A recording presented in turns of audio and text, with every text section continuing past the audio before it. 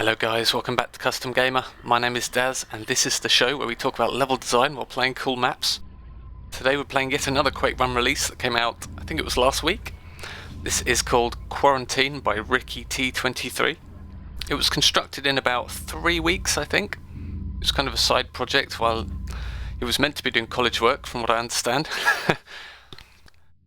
This map requires the Quoth mod to run correctly. It uses new enemies that are in Quoth, so check the description below this video for all the pertinent download links, as always. Now, it's a fairly compact map. As you can see, id-based style.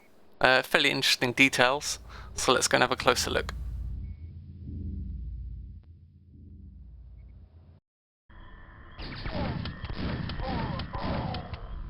We'll get off to a flying start here, no messing around. I suppose that the one thing that really sticks out about this level for me was that I'm guessing it's because of the 3-week development time. It just feels like it could have used longer in the oven.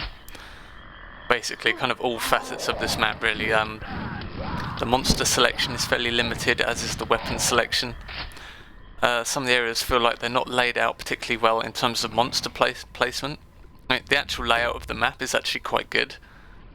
But a lot of enemies just tend to be sitting in rooms waiting for you, and again the lack of variety really hurts it by the end. It's essentially enforcers and grunts for the entire map. There's a little bit of spicing things up at the end, but for the most part it does start to feel very, very repetitive about halfway through. There's some other things as well that we can talk about when we see them, but generally the map starts to get very, very predictable as well. It just feels like more time could have been taken to actually spruce up these areas, make things a little bit more dynamic. It does feel like very, very old school in a way. Kind of got this very, very kind of id style base map vibe from this. You know, just kind of hosing down areas, lots of grunts everywhere. Lots of interconnected atriums and things like that. Definitely very, very old school. In terms of architectural detail, the map's actually quite nice to look at. It's got some very interesting texture usage. There's a few things I didn't like this room here. You've got this kind of big, I don't know what it is, like computer terminal thing in the middle that stretches up to the top of the room, but you can't really see it very well because the area around it is just too small, I think. It would have been nice to have a much bigger room with that as a kind of big centerpiece to it. As it is now, it just feels like a big kind of block in the middle. You never really get to see what it is. Lighting's quite nice. There's a lot of contrast in the map, lots of nice use of spotlights and things like that. There are a few areas that feel a little bit kind of oversaturated, but for the most part it's quite nice.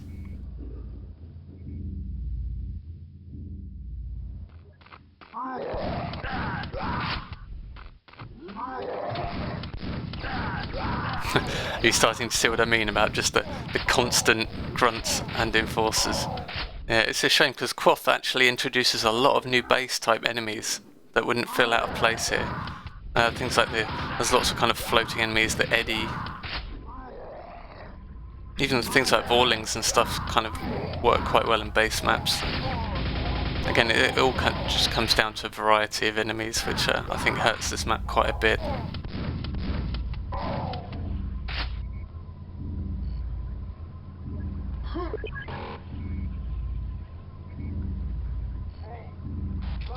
Another thing is the weapon selection. So right now I've got a shotgun and a nail gun, which is quite nice for the start of the map, but I just feel like around now should be when you get something a bit more interesting, perhaps like a grenade launcher or something.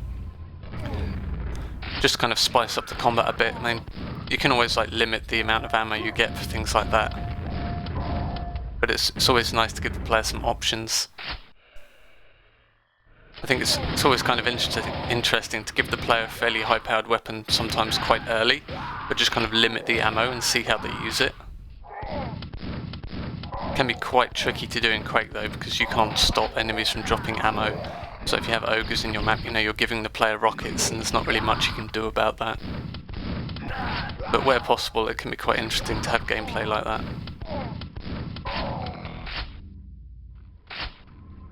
So this area is quite interesting in that there's a super shotgun on top of these crates here, and I completely miss it on my first time through here.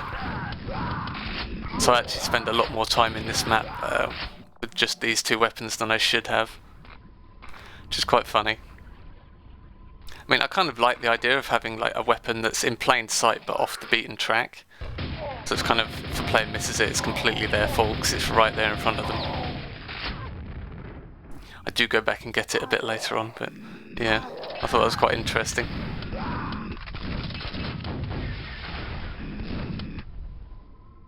These rocket ogres I really like in Quoth. You get this big kind of reveal animation where they're about to fire.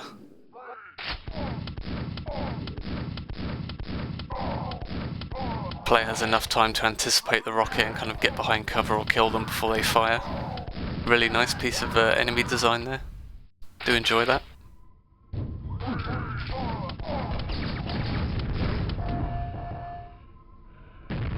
So this is what I'm thinking, wouldn't it be really nice to have a super shotgun and oh look, there's one over there. It's nice that you can actually pop back out here and go back and get it. It's almost like the author's trying to give you a second chance to kind of spot the shotgun there if you did miss it the first time, because it's kind of right in your view as you go past that window. Again, nice layout of the map.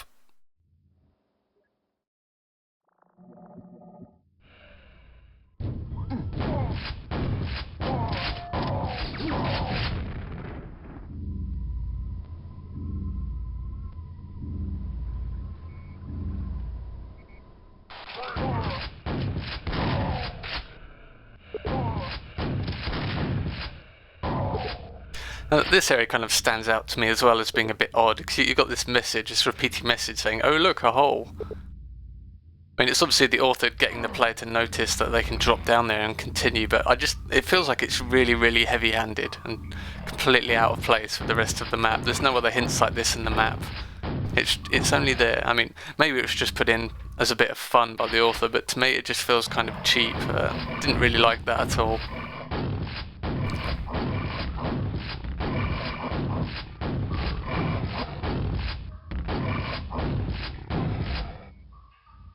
I think that if you need to put a message in your map like that to get the player to notice something, then I think the level design is just wrong, in my opinion.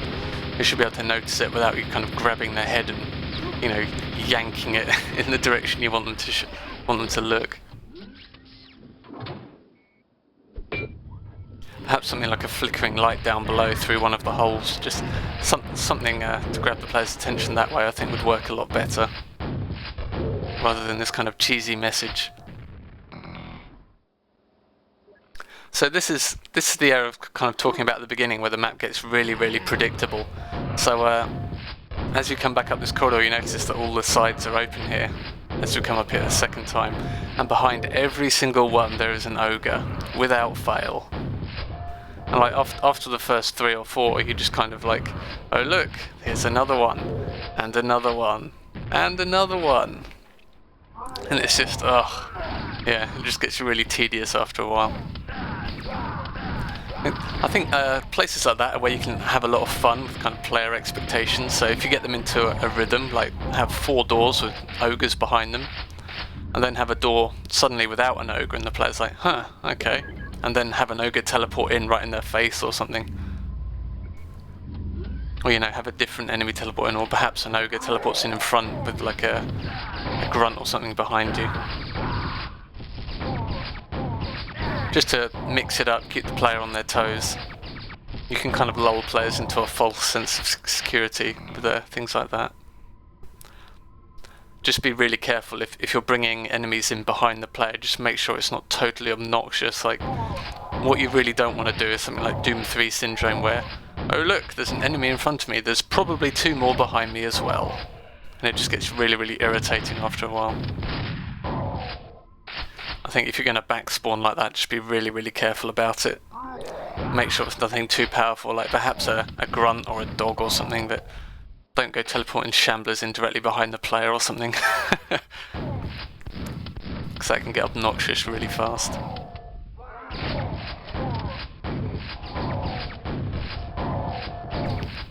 I think to me, Quake has always been about presenting threats to the player in a very obvious way and letting the players deal with it in the best way they think possible. So things like backspawning I don't think really work that well in Quake. I always prefer to kind of let the player see exactly what's coming at them and then just let their skill level deal with it, rather than, you know, having these kind of cheesy tricks in the map which kind of take away the player's health. So you can see we've got some windows here using the same kind of trick that MFX used in his first release map. I think these kind of walls here are done slightly better because I actually have collision using the I'm guessing Ricky's using the front brush with skip texture trick to give windows collision like that.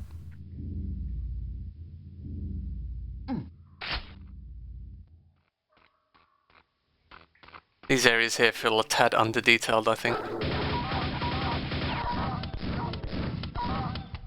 And these areas just feel like, let's fill a corridor with monsters, just because.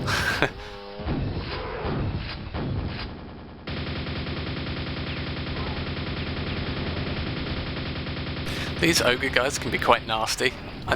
You don't really tend to see them that much, even in Quoth maps.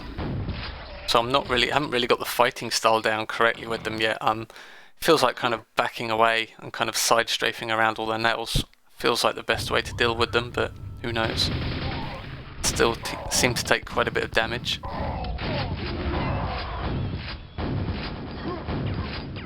Yeah, if they catch you in a decent barrage, they can kill you pretty damn quickly. Best tactic, as always in Quake, just keep on moving. So this brings us to the end. So for a 3-week project, it's really impressive. Again, the visuals are nice. The construction for the most part is pretty good. It's just, I think the enemy selection, weapon selection, and kind of pacing of the combat kind of brings it down a bit, and some of the monotony of some sections, which is a shame. But I'm looking forward to his next map, and I will see you guys next time.